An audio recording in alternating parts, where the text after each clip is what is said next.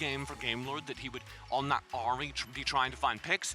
Instantly, 3 players, 4 players in that middle of the map, shutting down Ruiz, booking a ticket to the next stage of Icons for Flash Wolves. And a little bit of that snowballed into the top side of the map as well. Even Lonely Kid on the Lucian was looking to get forward against Ysera, but then as he was pressing forward, Stuart called it, you can't be too comfortable on a ranged marksman like that because you're going to be a hotspot for attention looking to punish your over-aggression in the laning phase. And that's exactly what happened. Even that little sequence around the Rift Herald, where Gamelord get the Rift Herald, and Flash Wolves go, okay, you spend your cooldowns panicking trying to burn down this Rift Herald, we're going to take the mid turret, and then we're going to sweep in with our entire team through the middle of the map and get 2 kills as well.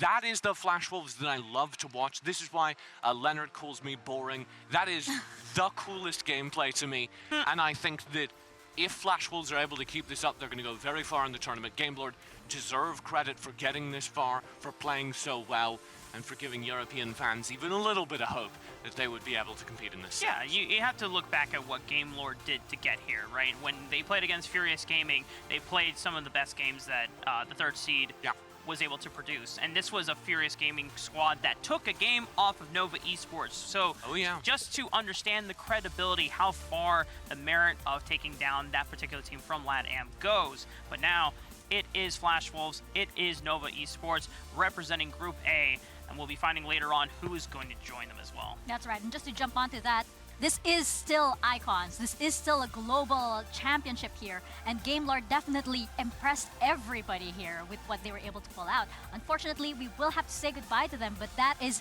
that's nothing to take away from them. They did very, very well here, especially since, we actually, I would say they exceeded expectations here from everybody here on the talent pool. I mean, Role Swamped team coming in, Jash from, I believe it was Control over in the European scene, coming in to substitute for Gamelord here. He played incredibly well. Yeah, it did his damn good job, and I think, credit to Redemption fulfilling his role as a jungler as best as he could, given the time restraint that they have. Unfortunately, the road ends here. And on the opposite side, you have to look at Flash Wolves, and we've been talking about their own role swaps, about the fact that Bruce looks a little uncomfortable in that AD carry role, or maybe more the fact that the team looks a little uncomfortable using Bruce from that Dragon lane. How do you use a Dragon laner as your carry for a team that has historically always played around the middle of the map? Well, we got our answer that game. They figured it out. Flash Wolves have enough reps on stage that they're back on form. This is the Flash Wolves that's so scary regionally in Southeast Asia, and this is the Flash Wolves that's headed into groups. It's going to be very, very exciting to see them in groups. Now that they've managed to gel, they've managed to work out all of the kinks that they've had in the play-in so far, and now this is basically the form that they want to be in as they enter groups. They go all up against the other teams and everything, and they are definitely carrying that SAA flag with pride. You could say that when they're at the best, they'll take opponents out in a flash. Oh! Flash Wolves. Boom! We did it! In a Flash Wolves! I just meant that you just... It's okay. It's got a good case on it. We're fine. We're fine. Don't worry about it. The pen. They didn't even see you throw your iPad at the floor. You gave me a mini heart attack here on the deck. It's okay. It's okay. Like, how much is that? Listen, the faith in Flash Wolves served me well as, look at that. Most of us predicted Nova and Flash Wolves to begin with. Oh, wait. Mark! Oh, no! I forgot! Most of us, that is absolutely right. I forgot! Who didn't? Guess who didn't? Oh, no. Mark, what was it you were saying again? Please, go on. These are, of course, interrupt you. Our predictions. Turn off the camera. Hold up. I don't remember this being part of the show. I forgot I wrote it for Furious Gaming. This was perfect. Listen, I was high on the LATAM copium. I was really, really hoping that the boldness that they showed in the early stages and just going into the tournament, that they were going to level up, they were going to surprise everyone. And listen, them taking a game off of Nova Esports almost got them the mileage necessary, but it is Flash Wolves that come through with No, I think Furious Gaming should be very happy with their performance in groups. That was, of course, our predictions submitted before the tournament began, and everyone here expected that result, those teams to get out from groups. I can't believe I was the only wrong one. Oh, It's okay. There are other groups where more people are wrong. But that's okay, Rafa. Guess what? We do have Dagon on standby right now with Ruiz from Gamelord to comfort you, I guess, with that vote. Dagon, over to you. Thank you very much, Mika. Joining me is the mid laner for Game Lord Ruiz. Ruiz, obviously not the way that you wanted to go. How are you feeling right now after this run ends here? Okay, I feel a little bit sad, if I'm honest, but I'm not so disappointed because I think this time we played better than the last time against them. So I feel sad because like the competition ended, but in the same time I'm motivated to come back again because like this was my second time in the World Championship of Wild Rifts, and I hope like next year I can make it again. Yeah, that's what I wanted to ask next. This is your second time you were with Team Queso.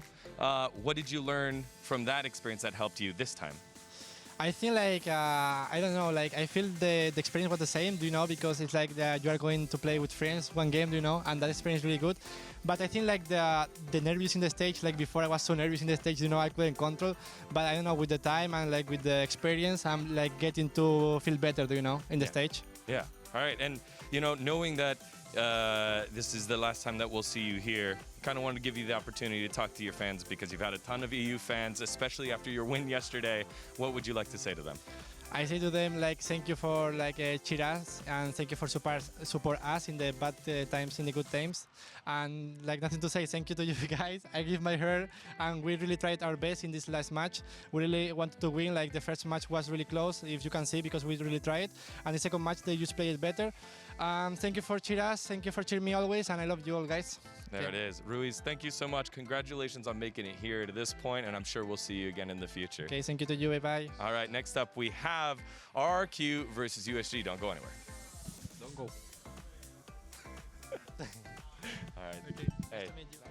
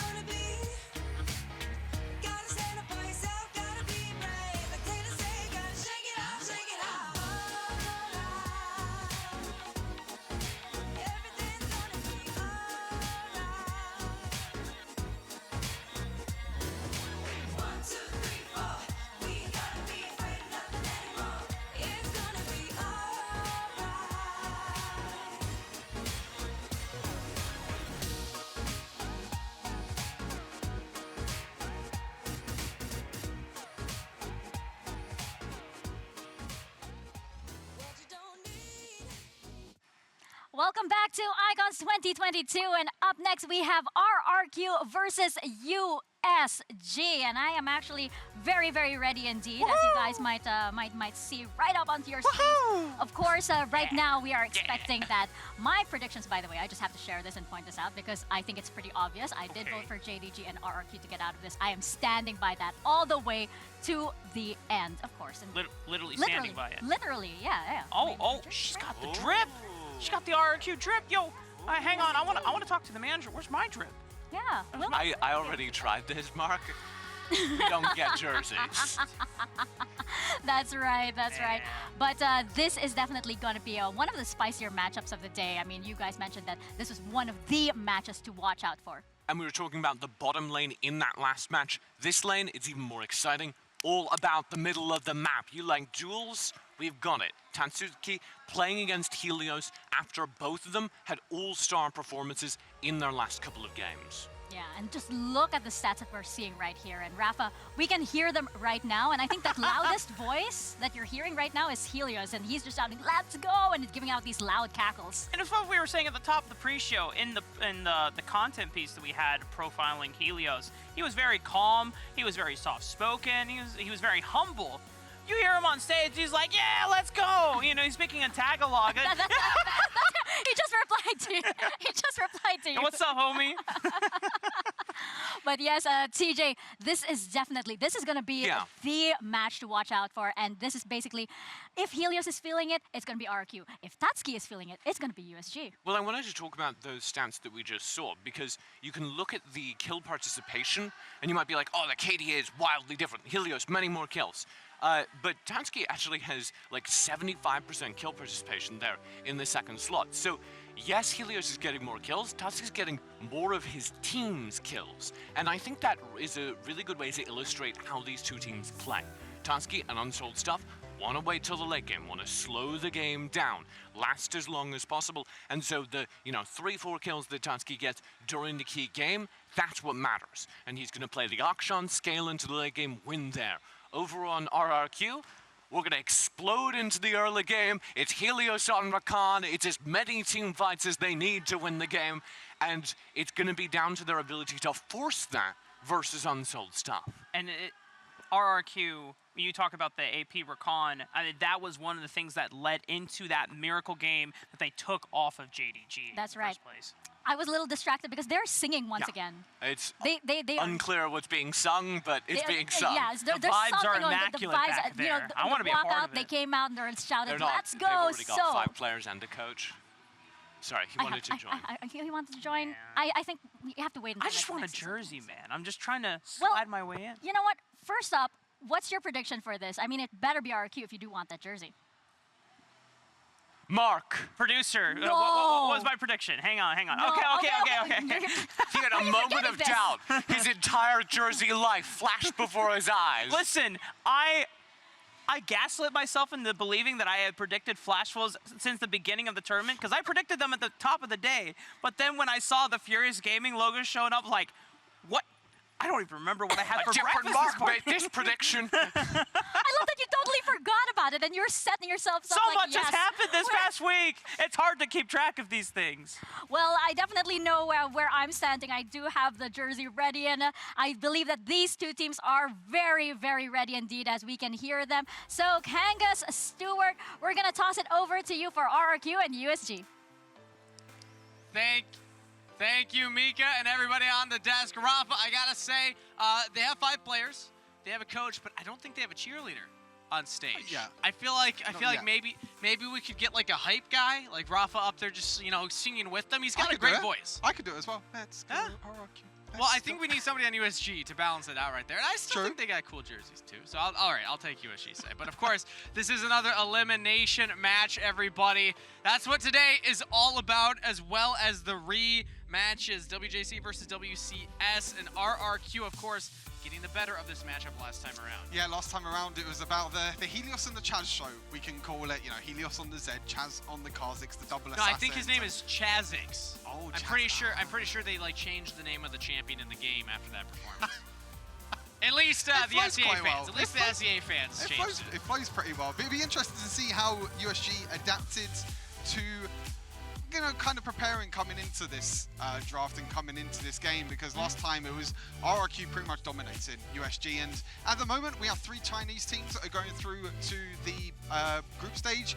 we have the 2 SEA teams going into group stage, and this could be obviously the third. This is almost an expectation. I mean, you saw at the desk. You saw the predictions right there.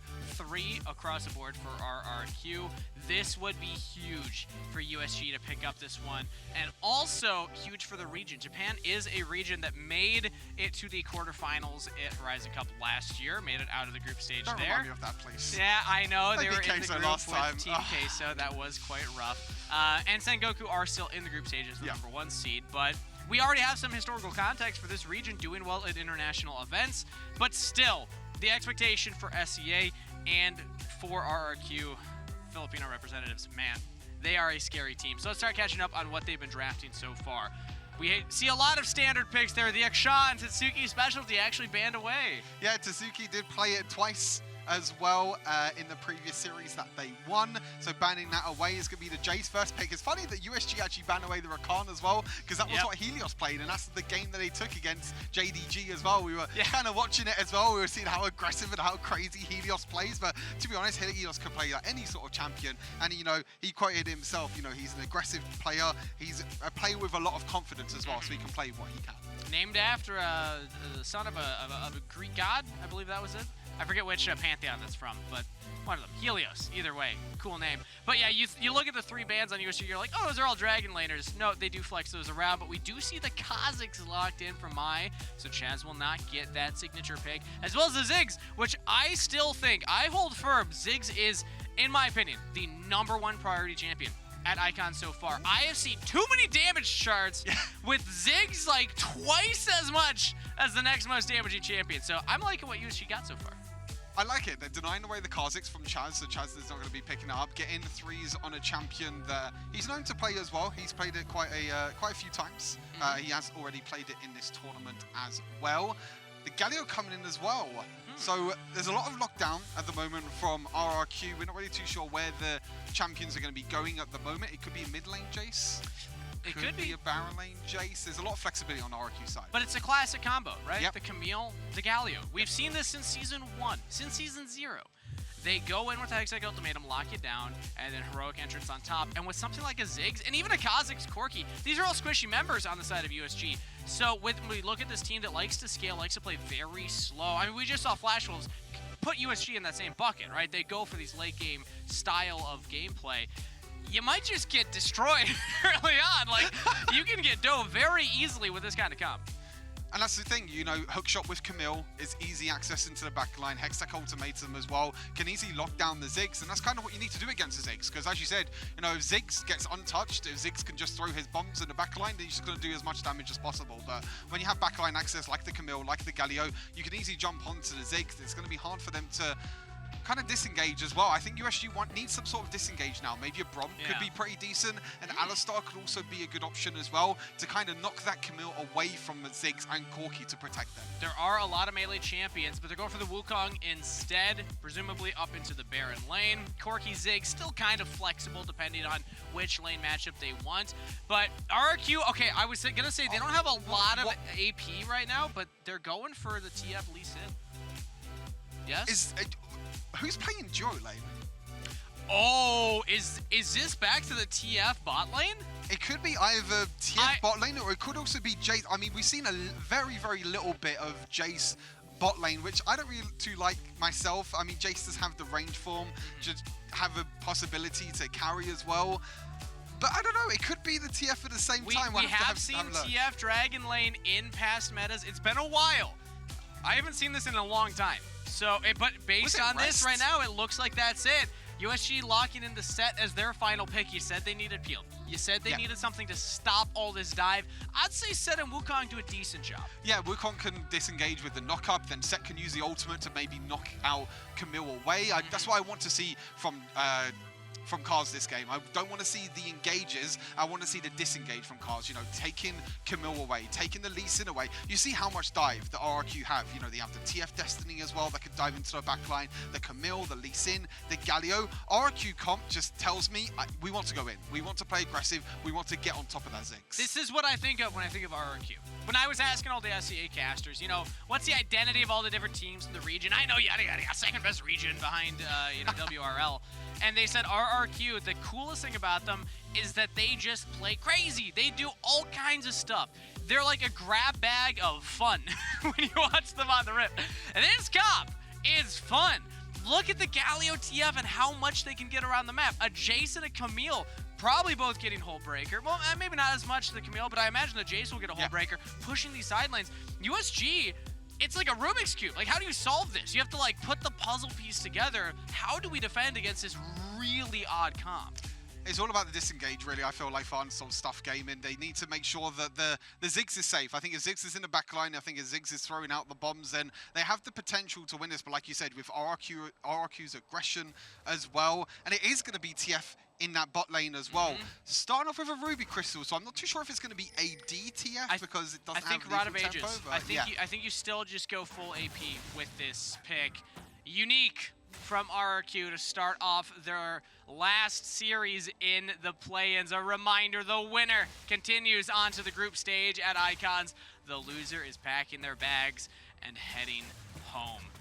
Everything on the line right now. We spoke about in the last series about the lockdown in the duo lane with the Thresh and the Lux before. This is exactly the same thing from RRQ as well. The exact same thing where TF can use a gold card, then you have the Galio taunt straight afterwards as well. You have the lockdown from the Camille, and it's all about trying to shut down threes, because threes is going to be one of the main damage dealers on the side of USG in this game. You can see already that the stun card and everything is going out. I think it was in America that we saw ADTF before? I believe it was Rest, if I'm not mistaken, was it? Yes, we did see some of the physical damage building TFs. I mean, you pretty much always go rapid fire, regardless, because you want that extra range on the gold cards, even if you're AP not as much, but sometimes static shiv you're not expecting as much. I think I remember seeing like Blades of the Ruined King. Yeah, some of those ones will take you for a whirl. We'll still have to hold our judgment to see what he ends up going for at the end of the day. I do think that they still want AP in this comp, so that's why I'm expecting an AP TF build. But a lot of that will come down to, do you get fed? Do they play through you? Because right now we're flashing forward as Exo, and they just lock down Kaz. The set is taken down. First blood to RRQ. That's the lockdown I was saying, and Chaz didn't even, Kaz didn't even have enough time to flash away. He still has to flash, he still has the ignite, but with the lockdown that they have on the side of RRQ, the flash gold card, the flash taunt as well, and they're just going again. They're going even deeper. That's exhaust and flash used. Kaz is here. Yeah, RRQ, I think they were afraid at first. They realized, wait a minute, it's just a set with Boots Ruby Crystal. We're not really intimidated. So they push Kaz off again. He's gonna reset twice. Actually, Kaz is still approaching. Gonna try and use that set passive, but that is a turret plate over to RRQ. We're going to take a look back at this replay, and it was initially the E-Flash, which did miss, but it allowed Yosun to actually get into range for that taunt, and that's all you needed. And also you had Marky as well after that with the gold card, with the lockdown, and it was a nice, easy pickup. But already this bot lane priority over to the side of RRQ, which is something that you don't really expect from them, especially with this TF Galio lane as well. It's not really something that we probably expect from RRQ. Normally, Chaz likes to play around Helios, but this time, I think they adapted and they realized that the bot lane is where they can get the advantage. And the kill going to Marky, the turret plate going to Marky, as well as the waves. That is a Rod of Ages completed at 2 minutes, 50 seconds. That has to be the fastest completed item I have seen all Icons. That's pretty crazy, to be fair. I mean, that's not to say it's the most, but that I have seen, that is insane. I mean, that means that, you know, the Marquis is going to be able to scale up a lot easier as well, because the Rod of Ages, for those who don't know, once you buy the item, you scale up every minute, and you scale up and you get more health, you get more mana, you also get more AP. So the sooner you get the item, the better it's going to be. Like you said, at 2 minutes, 50 seconds, it means that the fully stacked Rod of Ages is going to come online a lot quicker than people can imagine. And now you're level 5 on the TF, so we can start looking at those global plays. Pop the Destiny, jump behind these squishy members. You're packing a massive wall up when you're hitting them with those cards. And now RRQ, they're looking at the bottom lane yet again. Wow. They really want to put the hurt on USG. Threes and Kaz at least have the backup of Mai, so they absorb it. And making sure that Threes doesn't have a free lane, because that's normally what you can do with Ziggs. You can just throw out your bombs, you can just keep wave clearing, play safe. But RRQ don't want to do that. They don't want to allow this Ziggs to scale. They want to play aggressive toward this bot side. Another combo that I didn't really think about as well is, imagine if Marky actually ulties in with TF, with Destiny, and then Galio follows up afterwards as well. They have a lot of follow-up. They have a lot of roaming. What did I say? It's a fun comp. Yes. Stuart, there's a lot of creativity that they can put together here. So far the creativity, though, has just been heavy focus on the bottom half of the map, but now USG make their first play. Flash out of Devil J, they get the hook shot. So, using ultimates to get summoner spells. Offside RRQ again looking at this play. They're gonna dive under, just hard, beautiful. focus, threes. Kaz does get the safety. Chaz could be in trouble right now as, oh, they're traded back. Double kill for Chaz. Don't know why Exosun went down. Destiny used by Marky. Okay, on the wrong he's deep side in of the enemy map. territory.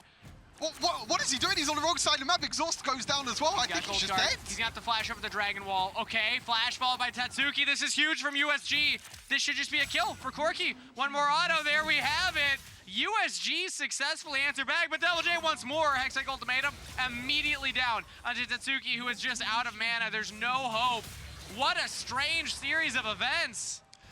Strange series of misplays as well. I'm not too sure why he used Destiny over there. I think he just must have misclicked it or something. But Exosun actually used the ultimate underneath the tower to try and defend Chaz. We're going to go back and quickly look at this replay. Originally, it was really well played by Chaz. It was the lockdown onto threes. They got the little advantage. But the problem is there's no minions there. So Chaz already takes the tower aggro. You can see Exosun. He uses the ultimate. Chaz escapes. But then Exosun is under tower as well now. So that means they get 2-for-1 trades, which is not bad for them. A 2-for-2 trade, sorry, which is not bad for them. But then afterwards, what we didn't see on the replay was Marky actually used the Destiny all the way into pretty much the base of USG, which means that he's on the complete wrong side of the map. You know, when I said they can do a lot of creative things, that's not necessarily what I meant, but it isn't not what I meant. As RRQ now looking at Tatsuki, who had the package, Valkyrie away, and the Sonic Wave follow-up from Chaz's Lee Sin. That's another kill for RRQ. They are 3,000 in the lead. Chaz is smurfing on this Lee Sin right now. Honestly, that was really well played. Sometimes with Lee Sin, sometimes you say, my mind's telling me no, but my body's telling me yes. But this time it was all about Chaz playing patient because you know that the Corki package is going to come out. So he just waits until the Corki package and then he dives in afterwards. When you land a Sonic Wave, we should have like a chart. When to do it and when not to do it. If you see the enemy Corki with 200 health, yes, you take that. Your body telling you yes, and it's correct. When they have the package and you land it, don't go yet. Hold it. Just hold it, yeah. Yeah. Maybe we can make some content about this later. Maybe a meter or something. Yeah. Maybe a meter is like, or maybe a prediction or so, you know. Sonic Wave lands, and then we all predict, you know, does he go in? Does he not go in? Is it the right call? Freeze Is it not? frame. Yeah. What do they do from this moment? As now the question is, what do USG do from this moment? With this gold deficit, they still are a team that likes to scale. They like to play a slower game. So this isn't necessarily surprising for me. The question being now is, what's the next play? Yeah, they're on the back foot right now. There's no objectives or anything up at the moment, so I feel like USG are just going to play very safe. They're just going to wave clear with this Corki and also the Ziggs. But the problem is now is that you're already so far behind on gold, and with this RRQ comp as well as Kaz just walks forward. Nicely caught from RRQ, but maybe traded right back. Mayu and Tatsuki getting a couple kills, make it 3 for 1. That is what USG needed. The counter engage from USG, a little bit of an overextension there by RRQ. We said that RRQ is all about the aggression, all about the confidence as well, but that's not something you need. But Devil J, they still want to go in. He's got the Hextech Ultimatum, he's down to threes, pushes Tatsuki back towards Marky, but Marky's taking massive damage right there. And everybody from USG gets out scot-free. Yep, they're going to be getting out nice and easily for now. But we're going to take a look quickly back at that replay. So it was originally Exosun that actually walked up to Kaz and would try to land a taunt. You can see that there is no vision at the moment, but the problem is that's a set. That's a set that's tanky and that can take a lot of damage and also has a shield at the same time. You can see the shield just buys so much time and that allows the rest of USG to collapse. The Mega Inferno Bomb on top of that as well. And honestly, it's really nice from USG, you know, playing the reactive game, making RRQ come towards them, and then making the reactive play to know that, okay, they've already used all their abilities, so we can look to dive in straight after that. That was, I believe, a fully stacked Haymaker. I would guess he was close to 1 HP from full HP. He did half of Chaz's health with that punch. True damage, by the way. True damage, by the way. RRQ do take the Dragon Lane turret, so furthering their lead slightly. Devil J now fighting Lark here. Cyclone's available. There we go. Parrot with the Ziggs bomb flash away from Devil J, but USG are not allowing him to escape. It's a trade as Kaz did go down, went for the showstopper, a little deep, 1 for 1. Yeah, Kaz went underneath the tower there with the showstopper. Not something you want to do, but meanwhile, Helios, he's just in a Baron lane. He's just like, okay, I've got my whole breaker.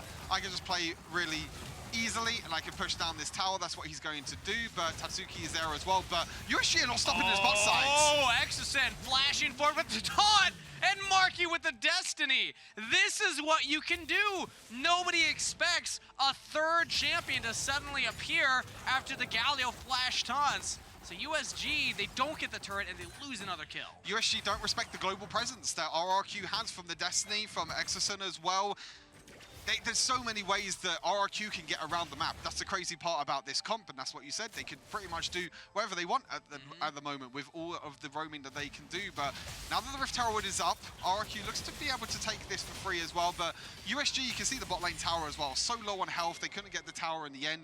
At the moment, RRQ 2 towers to 0, about 400,000 gold. RRQ get the Herald, but Dragon's up. USG already have 1. They can continue stacking these Dragons, and they have the Corki package. But as I say that, Tatsuki's actually going top side. Okay, now he's looking back. Yep. He's heading back towards the Dragon. I expect this Look to be at where his flank. USG force it. Look at Carl's in the bot sides. Massive engage right there. Chaz in a lot of trouble. Has to go to stasis. But the rest of USG, they go forward. Lark continues the engage. RRQ, they don't have the comp to deal with this kind of upfront engage. They want to play more for the side lanes, so they lose a member.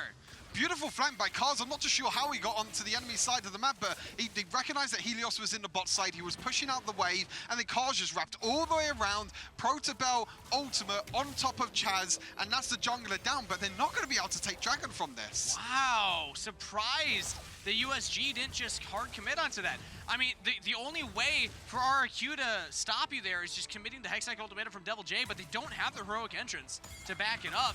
I feel like USG could have gone for it, but now RRQ, they say, all right, well, you didn't take the Dragon, we'll just pick it up. Yeah, I totally agree with you, Kangas. I feel like USG could have actually taken the Dragon there because they had the advantage. They took down Chaz, but now they're just going to give it over to RRQ for free, and now they have the mid lane tower as well, which is under threat. Oh, the wombo from RRQ's jungle Baron lane. 1-2 punch.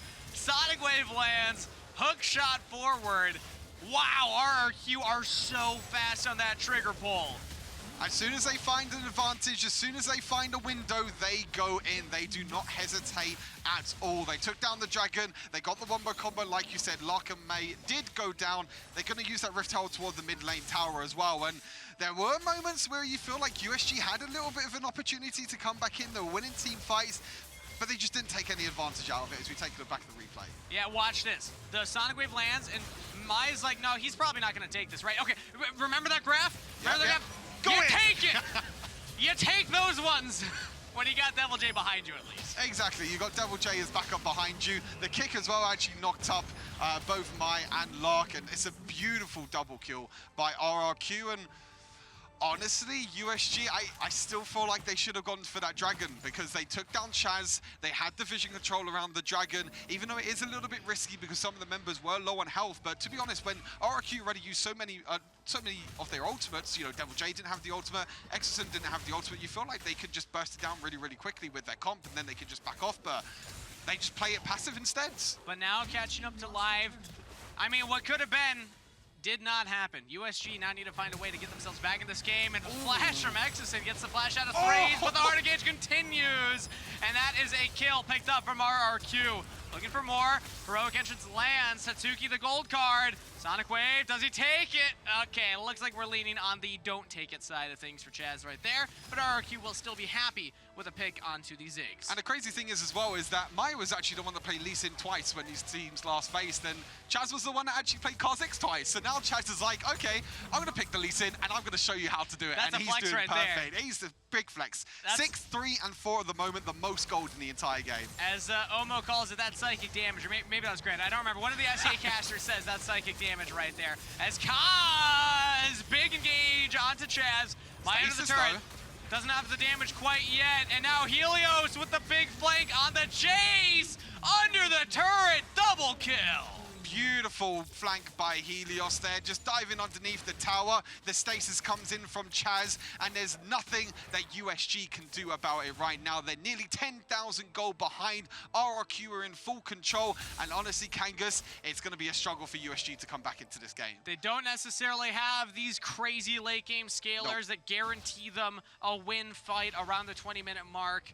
They have some scaling, but I just don't see this like, okay, clear win condition for them. You're dealing with the split push of RRQ now, who finally took the tier 2 turret, and you gotta imagine we'll start to take more tier 2 turrets at this point in time with their double hull breaker push. Oh, if you are a fan of USG, you are sweating right now thinking, how do we possibly come back from this one? It's hard because you can see that Helios is in the top side. He could get caught here though. I think he should be okay, Rogue entrance especially with available Ghost for Blades. XSN, Destiny available for Marky. You got to be really Look careful. at the mid lane though. Yeah, like USG, they overload members topside, chasing a kill, which even then, they probably don't even get it because of the defensive ultimates. And RRQ say, sure, we'll just take 2 turrets for this. And we going still into see the kill. Tatsuki here all alone trying to catch the wave. RRQ are playing this mid-game beautifully. And USG, like you said, that he over-committed into the top side of the map. It means that RRQ were able to get the mid lane tower, and Devil J was able to get the bot lane tower, and then Corki just overstayed in the top side, Tatsuki, and oh my, Devil J, just chill. Just chill. Rude, honestly. Just tower diving underneath the inhibitor tower, he just doesn't care. And he's got the Hullbreaker cannon minion right now, while RRQ are literally 2 champing the Baron. There's nobody that can even see. I mean, yeah, they spot this out, but they can't approach because they know that Exison's there. Marky's there as well. Maybe Kaz can look for something. Kaz not finding the play, not finding the engage. And now, with Baron-empowered minions, USG are just pulled everywhere on the map. I think you said it perfectly there. I think that's what RRQ are doing at the moment. They're pulling USG around the map. USG just look completely lost at the moment. They don't know where to be at the right times. They trying to commit everyone to the top side to try and get Helios, but then they lose mid and bot lane tower. Then after that as well, they try to go in the bot side to try and catch up Devil J. But then after that, RRQ just take the Baron. RRQ just playing this map perfectly. And now with the Baron under their shoulders, now with the Elder Dragon as well, USG have to fight for this Elder Dragon because with Baron and Elder, it's really, really hard to come back, and they could look for engage. Maybe they find something mid. Oh, they block the Justice Punch from Exosin. He's trying his best to stay alive, maybe buy some time for the team to do something. That's a pick for USG. Look at the top of bot lane, though. You can see that the double hull breakers, they're pushing into the base. They're just taking the end. They're going to try and end. They're going for the end right now. Helios is on the Nexus. Devil J's on the Nexus. The first backdoor of Icons. RRQ pull it off and take game 1. And again, it's the overextension from Unsold Stuff Gaming. They tried to commit in the mid lane. They tried to get a pick. They tried to get kills in the mid lane. But unfortunately for them, they don't realize the double hull breaker. The Camille's pushing top side. The Jace is pushing bot side. And they just end the game with the Baron buff. I love the comp from RRQ. There's so many creative things they can do with the TF Galio in the mid to late game. They have the double hull breaker push. It played out exactly like I was hoping it would. I was like, there's so many different ways this game could go, and what a way to deliver from RRQ. Like you said, it was the backdoor in the end. You had the bot side with Camille, you had the top side with Helios as well. And USG, they were just pulled around the map. There's just nothing that they could do at that point. They were trying to get the picks. They were trying to group up. But when you're grouped up, you have to be careful of the hull breaker. The item at the moment is probably one of the most popular items in the game, especially in competitive. And when you leave, especially with Baron buff as well, when you leave the side and laves, especially the Camille and the Jace, it means that RRQ are able to push down in the bot and the top lane. We've seen the regions that weren't as prevalent or as quick to get to the hull breaker meta struggling here at Icon. So to further break down that game number 1, Mika and the analyst desk.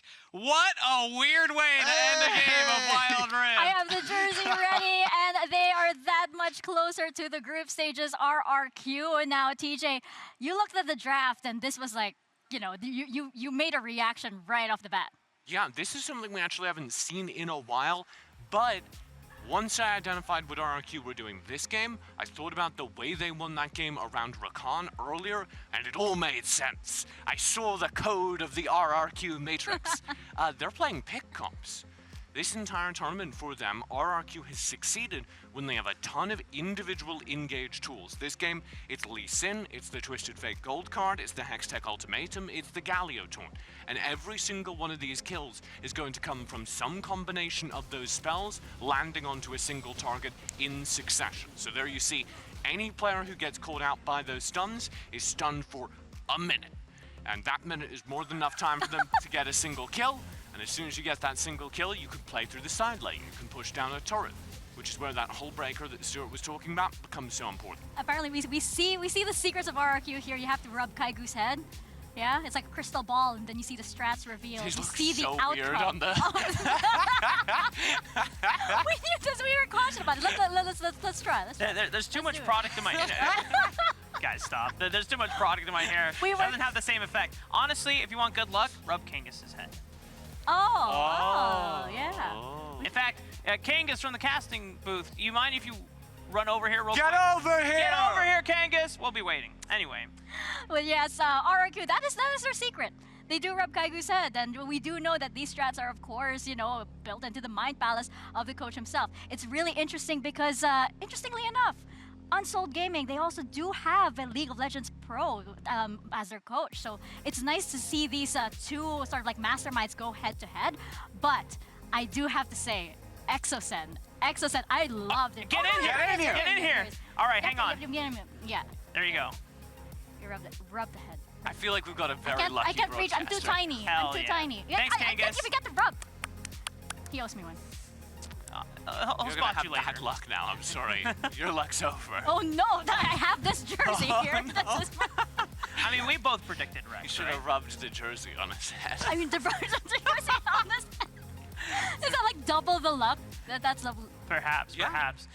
But to continue on TJ's point, I mean, once you have this pick comp that is leveraging your two split pushers at the hull breakers, it becomes so hard for USG to claw their way back because they're dealing with a very snowballed 3-man core in the mid lane, and so you try to overwhelm them with a 5-man advantage or a 4-man advantage, but then who is checking the split pushers on the side lanes?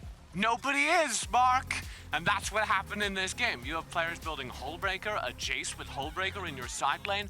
Say goodbye to your turrets. You're not going to be able to say goodbye to your turrets. They're already gone. And that's what happened to them all game, because they kept trying to say, okay, well, we have to force a fight versus this player advantage. RRQ would do a really good job disengaging, and then the side lanes, the turret would go down, and you would get one of those little ski slopes you see in the I do gold like a ground. good ski slope, TJ.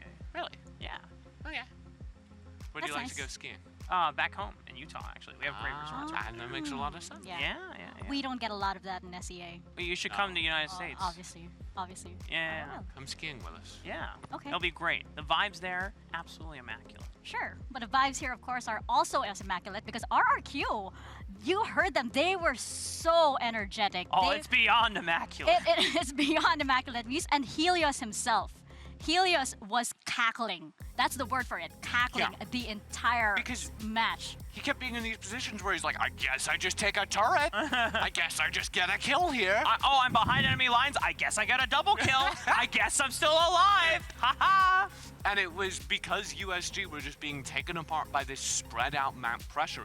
And part of the problem is, if you are drafting a late game composition into a pick composition, there is nobody that RRQ is afraid of facing in the side lanes. They have nobody on this team who during the early game can take a 1v1, let alone a 1v2. And so if USG want to respond to that style of composition, they need to draft something that can fight early and hard. So that when you get RRQ showing up in the side lane with 2-3 members, a Twisted Fate teleporting in, you can go, we got stuns for that. We've got a Galio for a massive taunt. We've got a Brom so we can stun everybody in this team fight. They didn't have that, and so it was easy. It was cackle time. I do want to ask, is it Cackle okay time. to start progressing conversation into the second game and looking at towards the draft phase? Of course it's okay. Okay. Yeah. I just It's okay with me too. okay. All right, I just wanted to make Thank you sure for because checking. one of the things, check. I wanted to bring back our sketch show here. We haven't gotten a chance to demonstrate some illustrations. I didn't give you a chance to prop, but one of the main picks that I was looking at that was going to be contested between these two, it wasn't actually towards the mid lane because those are the pocket pick areas with like Rakan and Akshan. Sure. I was looking at the jungle between Chaz and Mai.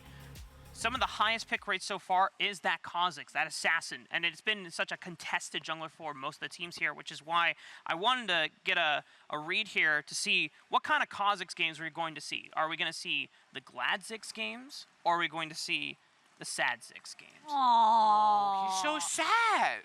Now, the game one, unfortunately... Make him happy again. Oh, hey, hang on. Boom. We did it. There you go. Feel better? Yes. Sorry, what was your point? The point is that Kha'Zix is going to be a contested pick, and I wanted to keep track of how well Kha'Zix is going to be performing throughout this last day of plans, specifically between these two junglers. And I also have a very special drawing, but I can't reveal yet unless if Chaz locks in the Kha'Zix and pops off with it. Wow. All right. So I guess we have to stay tuned for that. But as we head the hooker into right there. the second game right now, I believe our champ select is just about ready. We're going to see actually if the Kha'Zix pops up. But I do want to bring up the mid lane matchup that we saw earlier, because if I'm It not didn't mistaken, happen. Exactly. We completely avoided having a mid lane head-to-head because of the nature of the composition. And we've seen Helios, like with the Rakan, have to play for team fights, have to contribute to the team as that star mid laner. This game, as soon as the fights became dangerous, they were avoiding them. And Helios was over on the sidelines, just whittling away. There was never that moment where Tansky got to have the 1v1. Which is why when we go to the draft screen in a moment, when we're talking about, okay, how does this mid lane matchup go? Key part of it now is Tatsky has the tools to lock down and get the 1v1 so that he can shine.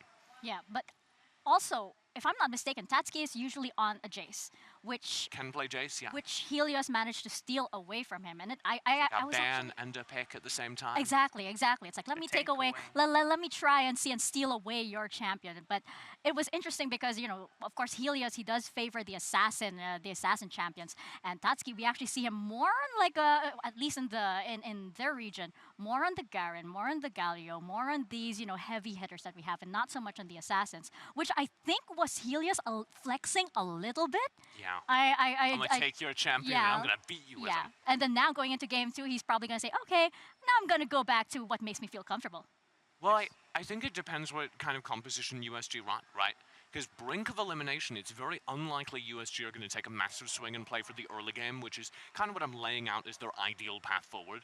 So it's very unlikely that on the brink of elimination, at the edge of the Icons tournament, they're going to go, all right, well, we're changing everything. So I suspect they're going to go for their more standard, super late game composition, which means all I really want for Tatsky is a jungler that's going to enable him. Let him get one of those scaling carries you were talking about, and then give him in the jungle alongside him something that's going to pop out into that lane from Mai and be able to get Tatsky that early lead. That's a Lee Sin, that's a Xin Zhao, something along those lines. Yeah, it has to be something that can enable him as early as level 2 or level 3. New.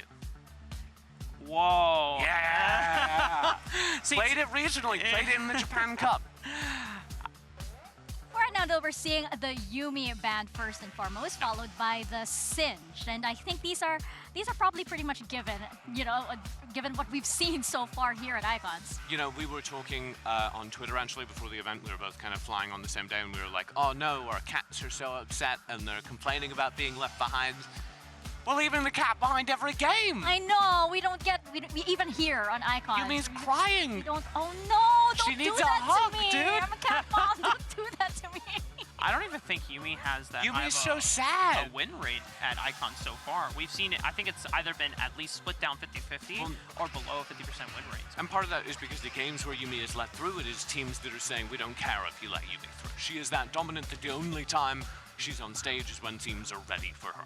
The other bans here from USG are very fun because they're target bans. Devil J, of course, looked incredible on the Camille, as did Helios on the Rakans. The USG are just very specifically saying, we're on the blue side, we don't need to ban the power picks. RRQ needs to do that because we have first pick, so instead we're going to get rid of those star carries. Big thing though, last time around, RRQ banned the Akshan in the first phase. This time around, they say, you play the Akshan, we don't care. We're still getting the Jace, and the big thing here, it's Chaz that is on the Space Bug this time around.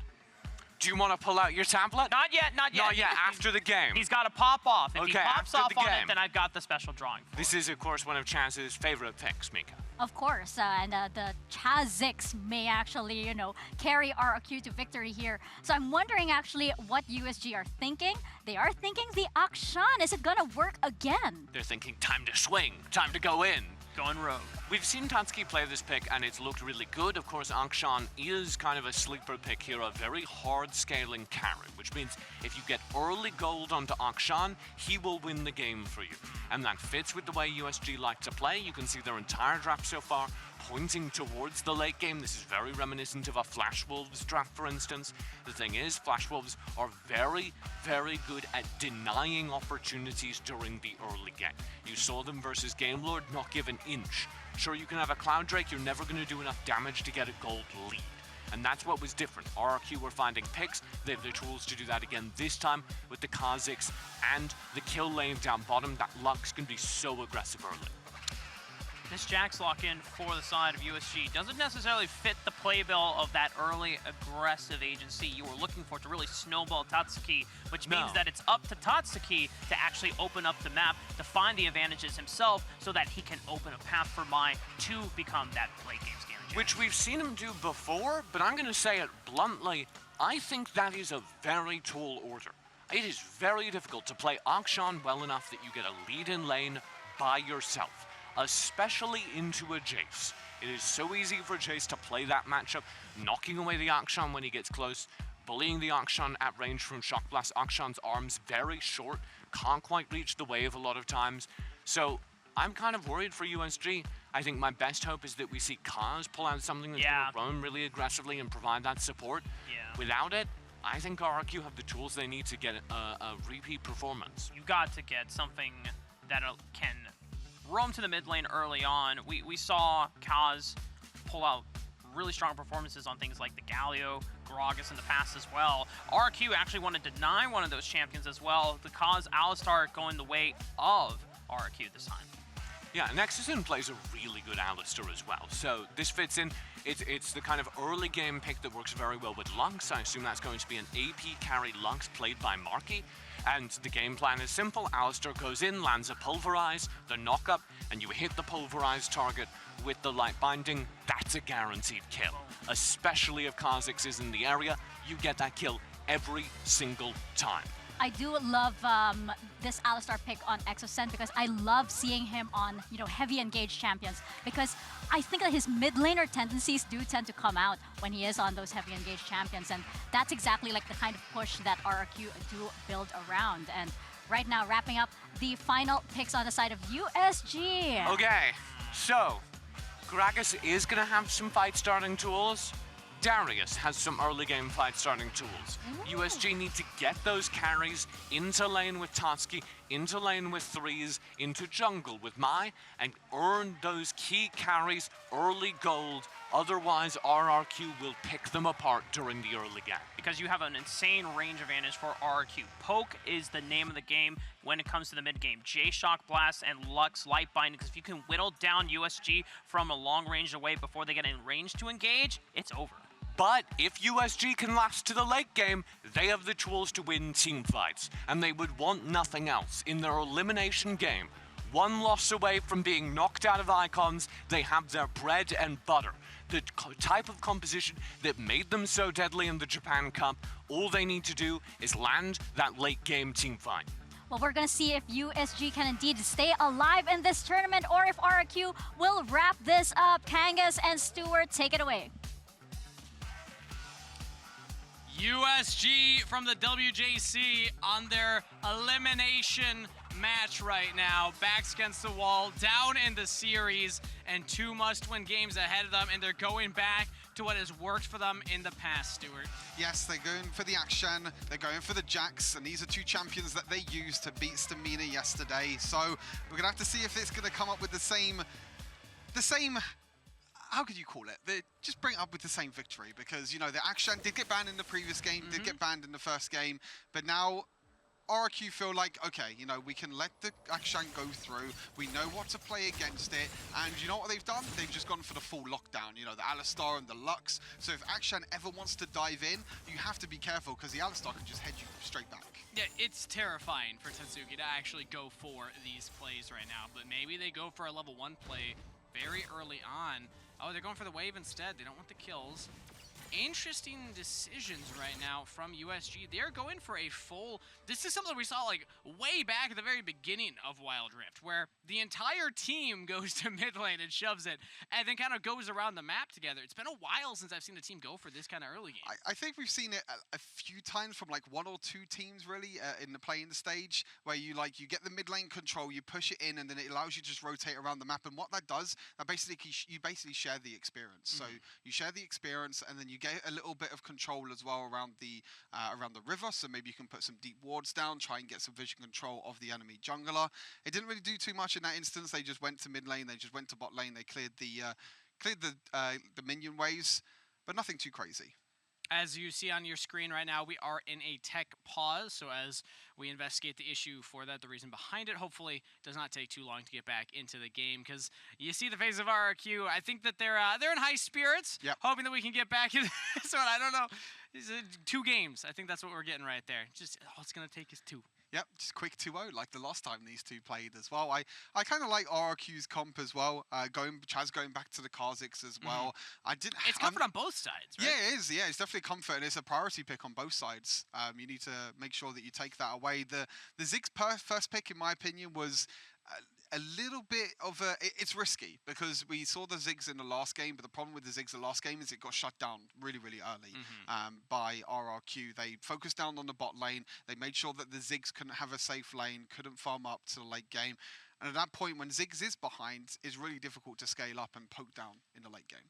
And potentially that's the reason why we saw that early game. That focus, everyone shove mid, everyone roam together, make sure we're safe, make sure we're not getting engaged upon ourselves or dove early ourselves, and just play a much safer game, because this is what we know from USG and from Japan as a region in general. The pace of the game, much more calm in the early game compared to a lot of the other regions that we've been seeing at Icons. So if they can make sure that that happens here in this series, that's their ultimate game plan. They have a lot of scaling as well, USG. They have the Ziggs, they have the Jacks as well. They have a lot of scaling, but you just need to absorb the pressure from RRQ. You need to make sure that you just don't fall behind early, because RRQ, we've seen already from the last game, we've seen already in the previous series with RRQ, that they're a team that they just don't care. As soon as they see a champion, they go in. They just play aggressive. We saw, Helios on the Rakan as well, which has actually been banned twice already this series. There's something that USG exactly when you're that good at AP Rakan mid that is banned against you 2 games in a row. Normally, people at home are probably thinking, "Oh, that's just a support Rakan ban." There's nothing about that. But for those who didn't see before, it was actually Helios that played the Rakan against JDG, and they were actually able to take the victory there. But we're finally back into the game. We're going to be seeing how this game plays out. As I mentioned, USG going back to what worked against Stamina, a few comfort picks with the Akshan and the Jacks, but this is a whole different team now. This is not Stamina. This is actually RRQ. And I like what the analyst desk had been saying, is that there is a potential. USG can get to a team fighting stage with this kind of composition, and they have a lot of team fighting tools that can look for a fight, start it off, go for this front to back. It's just RRQ are also so good at splitting the map. And with their composition, with the Jace Akali, they don't have to necessarily go for the 5v5 either. They can do what we saw in game number 1, which is split USG up, which they don't do, by the way. What happened is USG still grouped as 5, and then just would choose one side of the map to go to, and then lose something on the other side. I imagine something similar might happen. Yeah, I think for USG, they want to group together, especially with the Ziggs as well. They want to protect the Ziggs as well, because if Ziggs is by himself, you got the double assassins over at RRQ already. You got the Akali, you got the Kha'Zix that can dive into the back line onto 3s. But this time, you have a Gragas that can be there for sort of defensive tool. But it's really, really hard for 3s. I mean, it's all about 3s and his positioning. I think if 3s can stay in the back line, I think if he can play safe, if he can get a few bombs throwing, then he'll be completely fine. But it's so difficult, especially against an Akali and a Kha'Zix as well, and even Helios as well. We saw in the previous game, he was flanking and tower diving. He didn't really care. And RRQ are so good at these double assassin comps. This is, I believe, the first time in my recent memory, I've seen Devil J be the one with the secondary assassin. Usually it's Helios on something like the Zed, but they love having this kind of threat overload composition, this damage overload. Find one person that's squishy and just take them out of the fight completely. When you have the range of a Jace and Lux to back up these assassins, that's exactly what I expect to see here. And it's an Qeon who's relatively low range and will want to swing into you, but now he's kind of deterred and doesn't want to do that necessarily. So all this to say, USG have an upward battle. Yeah, exactly. I think you explained it perfectly there. You know, with the Qeon, you know, even though Tatsuki did get 2 wins yesterday on the Qeon, I think that the problem is that you don't really want to swing into a Lux, an Alistar, a Jace, or anyone like that. Because you're closer to me? You're approaching me? You're walking just over pulverize? Huh. Easy. You can just. That's the problem, is that if you jump on top of Alistar, you can just pulverize him. You can headbutt him back into his team, and there's just no way that Tatsuki can escape. But there's still so many things with Qeon that can come out on top. You know, he has the revive, he has the crazy revive, which allows him to revive the rest of his team. And there could be a way for USG to win this, is try and get into the team fights and get into the scaling as well, because I think if USG does scale this game, they do scale really well with the Jax, the Ziggs, and also the Qeon does pretty well as you scale into the mid and late game. Well, so far they've been giving that calm early game that they were hoping for. USG have made it past 4 minutes on the clock right now. No kills, no dives, no action to be seen on the Rift so far, and this is where they're comfortable. This is their ideal game state. Now, can they keep this going forward? Because a minute from now, 50 seconds from now, we will see those objectives spawn. Ooh. Yeah, but USG actually going for the first play right now. Marky flashes. There's the counter-strike, and the Ziggs bomb on top. Mega Inferno back to the fountain. First blood to USG. Oh, Tatsuki nearly got caught in the mid lane as well, but uses that heroic string to get away. But a little bit of an overextend there. They didn't have vision at all of the river. Did RRQ and Exerson tried to jump in. They tried to get the combo locked down as well with Marky on the Lux, but Marky wasn't in range. That was the problem. They couldn't get the combo, and then Marky had to flash away. But as soon as Jax comes there, he has the Trinity Force completed, and now we're 10 seconds away from the first objectives of this game. Not too shabby from USG. Right as I was saying, the slow, the calm. Well, hey, they do still have the ability to make plays happen, and the first one is a hit. Now, the neutral objectives has spawned on the map. We have the Herald, we have the Dragon. This will always change the game plan of teams. Yeah, it's interesting enough that USG are looking to focus towards the top side. You can see Kaz is already up into the top side. The mid lane at the moment is just, you know, the 2 mages. Just Marky. It's basically, they might as well be mid laners, you know, Marky and threes on the Ziggs, on the Lux, but in the bot lane. Oh! Exerson with the heroic ground pound, the legend. Stories have been told. Missing the combo, unfortunately, right there. But Helios says, I'll show you how to do it, buddy, with the flash knockback play, and that is a kill picked up by RRQ. Exerson face palms, and Helios is like, don't worry, I got you back. I got this. Yeah, I got this. You Let walk me show you so how it's I done. could run. Let me show you how it's done, but not too bad, you know, a trade for RRQ, so I think the respect should have been shown there towards for Tatsuki on the bot side, because you know that your jungler is on the top side of the map taking down the Rift Herald, so you need to make sure that you play passive, you don't overextend too much, but you didn't respect the flash that can come through from Helios and the flash that come through from Exerson, even though he did kind of mess up his combo a little bit.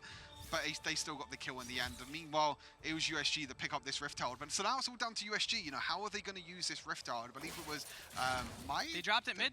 Oh, yeah, he dropped it mid already. Sorry, I completely. Yeah. Right there. So it doesn't even get them a full turret.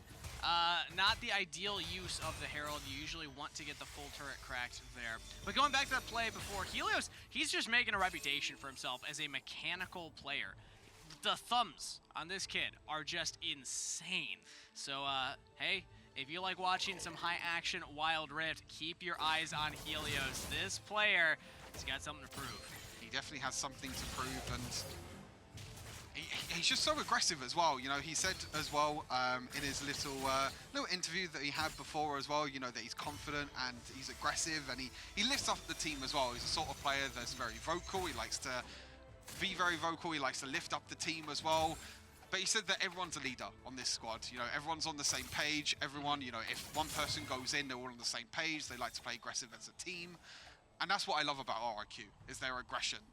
They're not willing to sit back. They just want to play aggressive. They want to go in, and you can see Exon right now. He is looking to try and make a play, but nothing too much yet. But in the bot side as well, you can see that. That's what I'm looking at. Yeah, Chaz and Helios have to defend. No, but we do have to watch topside though. Ooh, sure, not landing. That might have been a kill for Devil J right there. But I was looking at the bottom lane because we saw a potential dive. Now they see XSN. Alistair walks away. RRQ, they don't have a lot of control over their bottom jungle, but USG will decide to back off. It's a lot better early game from USG, and this is all down to really that jungle pick from Chaz. He's not on the Lee Sin this time, so it means he can't make the aggressive plays that he made in the previous game towards the bot side. So now Threes is able to farm up. He's got a kill. He's got 6,200 gold already. He already has a Luna's completed. They're stacking up the tier already. So this is better from USG. They're not doing anything too crazy. They're not playing over aggressive. They're still within a 1,000 goal lead at this point of the game. It's a lot better, but again, you know, it's because of that Chaz pick. You know, he's not the Lee Sin, he's on a scaling champion like a Karzik, so he's not going to make the same aggressive plays as what he made in the previous game. And RRQ showing yet again that they are not a one-dimensional team. They can play multiple styles. They can play your own style and still have the confidence to beat you at it. Now, going into the mid game here, we have these assassins that are completing their 2 items. They will be at that one-shot potential range here. So Tatsuki, Threes, you gotta play very carefully as we're setting up around these second heralds, these second dragons. Yeah, you can see that Threes has, Devil J actually has the most gold in the entire game right now. Is about 500 gold leads from Lark, and nothing's really happened in that lane. It's just been about farming, it's just been about playing safe, so it's just overall Devil J just winning out that lane just by farming and just by controlling the minion wave, getting as much gold and experience as possible, and as you said, on 2 items already, so this Akali is going to be very, very scary, and it's a champion that can easily dive onto the backline as well, onto Ziggs, which as we said, is probably going to be the main threat for USG coming into the next Herald, which will be spawning just about right now.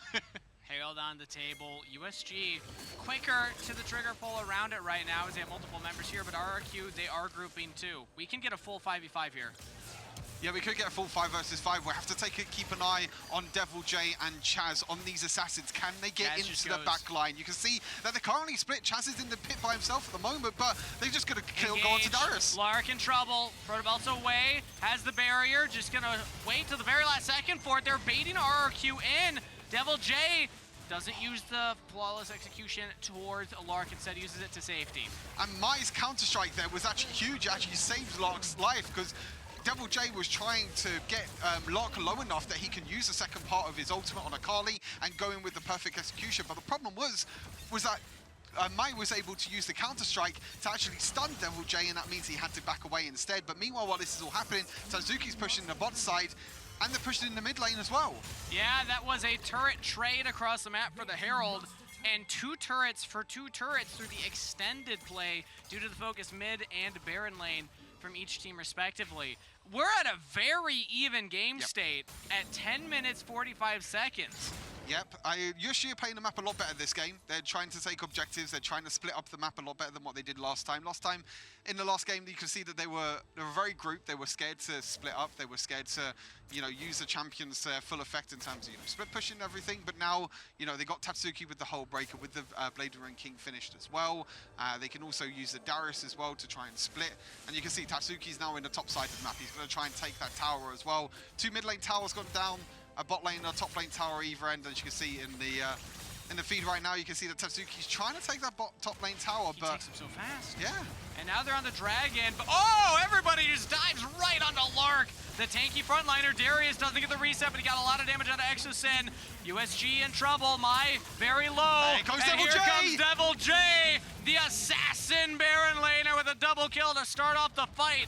Looking for more, as Mai does not have a lot of defense right now underneath the turret, but there's a wave pushed in, so RRQ can easily walk forward. Killing spree, and 3 kills to Devil J. Devil J took the advantage in the top side. He took the advantage with the win in the laning phase. Is currently over 2,000 gold ahead right now of Lark, and Lark was a little bit out of position there, unfortunately. They just used all their abilities. They tried to shut down Lark, and as soon as Devil J found the opportunity, he went in for the execution. Tatsuki's doing his best to get these side lanes pushed in, and he, to his credit, has taken 2 turrets and 2 additional plates. But when the team fights go like this, look at that! 3 people say, Lark's alone, boom! Everybody jump on him. Yeah, everybody jumps on. This is actually 3 versus 4 as well, but the problem is because Lark gets caught out, he's already too low, and you can see Devil J, the perfect using the third ability there to jump straight onto the Ziggs, and there's nothing you can do, and this is what we were talking about. If Devil J, if these assassins can get onto the backline, if they can get onto 3s, onto the Ziggs, they could try and do it, but now they're looking for another team fight. Back to live. All eyes are on the assassins. Battle lines are drawn. USG from the north, RRQ from the south, and the cow goes in. Exocet with a big final spark! It's a slaughter at the Dragon as RRQ continue their domination. Even game state, even goal don't matter to this team. They will out-execute you every single time. And that is a Prime Gaming ace. Prime Gaming ace for RRQ, and again, it's the assassins. It's Devil J jumping in. Honestly, it's a really good combo there by Exosun and Marky locking down the members of USG. And Kaz, he couldn't do anything at all. As you take a look at the Coca-Cola pop-off, look at Exosun, look at Marky. As soon as they walk forward, as soon as Kaz walk forward to try and look for explosive Kaz, boom, they go in. The combo on top of that, the final spark as well, and he's just dead. And that allows Devil J to jump in. He flashes onto the backline as well, onto Tatsuki, and Tatsuki, you just have to run at that point, and at that point, it's RRQ all the way, baby. The execution in that team fight cannot be understated. Everybody at the same time following up on that engage to incredible effect. 1 for 5. That is almost a perfect team fight. That was, honestly, it was as perfect as what it gets without losing a member for the side of RRQ. And now, to be honest with you, the gold lead is still not that much. It's only about a 4,000 gold lead, but with 2 dragons, with the kind of control that and the comp that RRQ have, this Akali now, 3 items on this Akali, 12,500 gold. Tatsuki, he's done a lot this game. He's able to take the side towers, and he's got a lot of solo gold to himself, but the problem is the rest of his team is just way too far behind.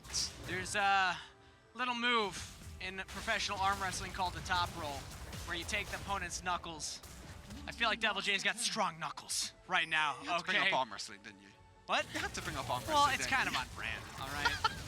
Point is, there was going to be some point. There's a little bit of a strength difference going on right now. They got in the bigger arms. Lane. Yeah, Devil J is showing up with pancake palms right now, and RRQ are benefiting from it here as USG again facing the wrath of the engage from Exosin. Helios underneath the turret. They haven't found the kill just yet, though. USG, they're holding on. Helios is taking so many turret shots. The final spark from all the way down mid lane. USG, they're still in the fight.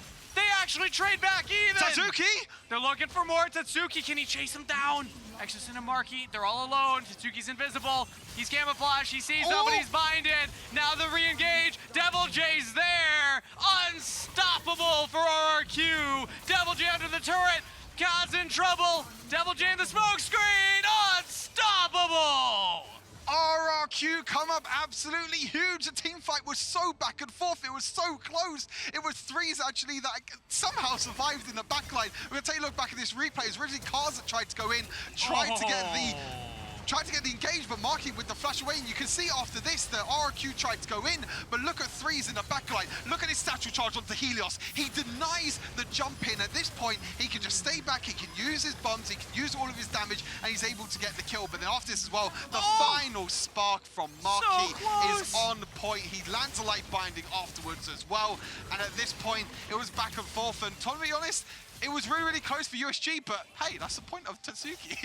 It's like you jump in with Tatsuki, and then Alistar's just like, cool, I'll just knock you away. But alternatively, this is the point of the Alistair. You know, it's just headbutt the shot. Get out of here. We don't want to see any of your Spider-Man shenanigans. Oh, 3s! Another one!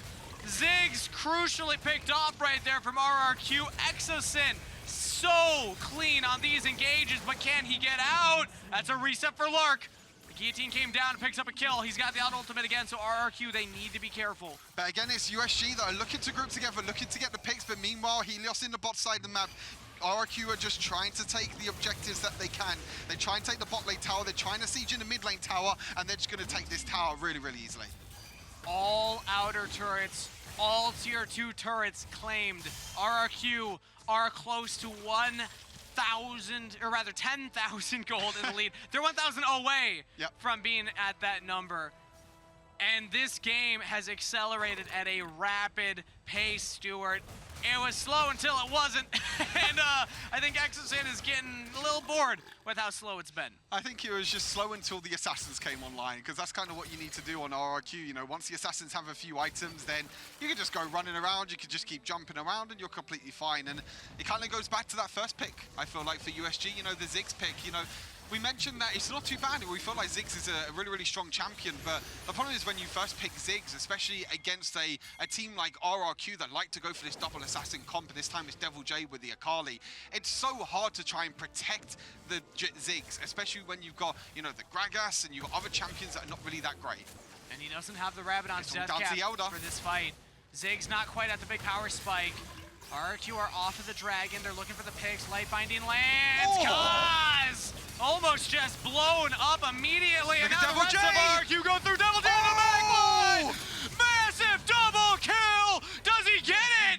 Quadra kill? Oh, stolen away. That's it. That's the game. Helios gets the double instead. But a clean Prime Gaming ace, and RRQ will join the rest of SEA. They're all going to group stage after a swift 2-0 victory. 3 Chinese teams in the group stage, and now it's 3 SEA teams that will be joining them in the group stage as well. RRQ coming up absolutely huge. USG tried something. They tried what worked with them against Stamina, but this is RRQ. This doesn't work against them. The double assassin, the Akali, the Kha'Zix came up absolutely huge for RRQ. They're too clean with it. At the end there, I was rooting for Devil J to get that penta. Rafa got the cast one. Grandin got the cast one. I wanted mine, but it doesn't matter. The damage was there, and it's about the team. That's what RRQ is. They are about the team. Everybody performing, everybody acting at the same time in these crucial moments. And here they are together on the screen, the team that's going to group stage and taking their victory selfie. Beautiful, beautiful series by RRQ, showing up that they can do what they can do. They can do what they need to do, and you can see them. He's got the moves. They're sparring. They're practicing. Okay, they're intimidating the group stage teams. I think that's what that was all about. They're like, group stage, we're coming for you. Doesn't matter what group we get. And RRQ honestly looking really, really strong going into the group stage now. And to be honest, if I'm any team that's in the group stage right now, I just want to completely avoid RRQ. Yeah, there's a lot of very strong teams from the play-in stage. Reminder, the #1 seed from each region made it into the group stage. That doesn't necessarily mean that these play-in teams are not going to be as strong as most of these teams in the group stages. And RRQ is definitely one of those ones that everybody's going to be sweating, looking like, all right, there's a chance that we have to face some in best of 3 starting next week. But with that said, let's bring back Mika and the analysts to break down the victorious 2-0 performance from RRQ. Mika, raise that jersey a little higher. I'm so happy, and I think you can feel the energy as well. These guys, you saw them just roaring on stage for their selfie and everything, and they're just so happy, so energetic, and this is such a massive win for SEA. I was so worried we wouldn't get a practiced RRQ celebration. There it is as they make it to groups over USG off the strength of their individual play, their organized pick compositions. 2 games in a row, they find those isolated solo kills, and fittingly enough, in that all-important game, it's Devil J who is able to step up and deliver. It's a good day to be a C fan. All 4 teams will now be representing the Southeast Asia region in the group stage officially now. And that means there's going to be some crazy implications. But normally when we look at the post game, we look at the highlights, we look at the assassin plays. I definitely want to look at Devil J, but there's a more important highlight package that we actually got a clips of, and it was the official RRQ cheerleading section in Mika and Riku. They were definitely living out the reactions of all the fans back home in the Philippines. You almost elbowed her in the face. We get Mika! very, very physical and very animated when we are in this stage, as you can see very, very well. You can see me screaming and hearing the voice. They can't hear you, they're wearing headphones. It's the thought that matters. It's the energy that matters. You know that. And of course, Riku and I definitely are sending that energy here, and I'm sure RRQ can feel it too. And as much as you guys, of course, cheer for the NA and EU teams as well. Oh yeah, I mean, I completely understand you. Like, I would say that RRQ being the favored ones in this matchup, but it's still a sigh of relief that the team that you want to support so badly is able to represent Southeast Asia well now going into the group stage. And before we proceed further into the rest of the series, I told you guys. Show us the drawing. So reminder, in this Kazakhs, we had Gladzix. Okay, we had the Sadzix, but when Chaz locked it in and he had a good game, Devil J for me was the spotlight, but Chaz, you know what? You earned it. It's the Chazix. The Chazix, baby. He knows the tongue out too. That's right. Yeah. I like it. I think it matches like all of the energy that we saw on stage, like the cackling, the laughing, the cheering, and everything. That's what I love about him too. RRQ, there's a certain personality and flair to the way they are on stage, but there's also an intimidation to it as well. The fact that they're having so much fun and they're just bombastically roaring battle cries on the stage, even if you're the other team and you're trying to listen to your own comms as well, you won't hear them necessarily what they're saying, but you can feel the energy and the roar of it, and it almost is demoralizing in some ways. It's like, oh God, guys, they're coming for us. That's absolutely right. And I think Filipino fans will, of course, know what that battle cry is. You know what they were yelling on stage. But we've got to take a quick break. When we return, it is the Group C rematch, T1 versus Rix. And despite losing to T1, Doom is relieved that Rix gets to take them one more time. Hello, I'm Doom, the Dragon for Rick GD. I think we're all relieved that we play against a team we already played against, so we have stuff to prepare for, we have material we can rewatch, and it's gonna be much easier than preparing against Shaky. We bounced back in the way that we just changed our draft entirely. I would say T1's predictable in the way that they play the game. They're always scaling, they always chill, they don't fight early game. All they want to do is scale. I think their best player in T1 is their AD carry, their Dragon Laner, so I have to be careful that I don't overextend and respect them. I would say that no one knows our full potential. Everyone can play every champion, you never know what to draft for, and we're a very unpredictable team. Thank you to all Rix GG fans. We see all your messages and we keep making you proud.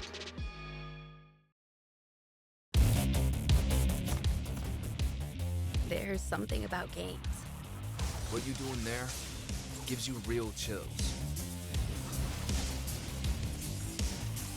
There is one thing that can't be stopped.